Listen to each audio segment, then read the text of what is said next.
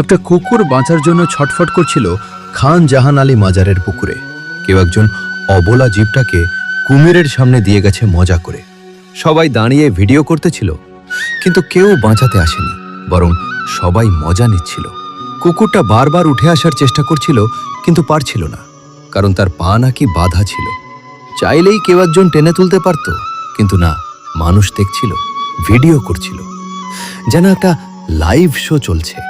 ধীরে ধীরে কুমিরটা এগিয়ে আসে। শেষ পর্যন্ত কুকুরটা আর বাঁচতে পারেনি, আর আশেপাশে থাকা মানুষগুলো দাঁড়িয়ে দাঁড়িয়ে সেই দৃশ্য উপভোগ করেছে। মান্তের নাম করে এই মাজারে কখনো মুরগি, কখনো ছাগল, এগুলো কুমিরের সামনে দেয়। কুমিরার নাম মনে হয় ধলা পাহাড়। মানে 2026 সালে এসেও এগুলো দেখতে হবে কল্পনাও করি নাই। কবে আমরা মানুষ হব আসলে?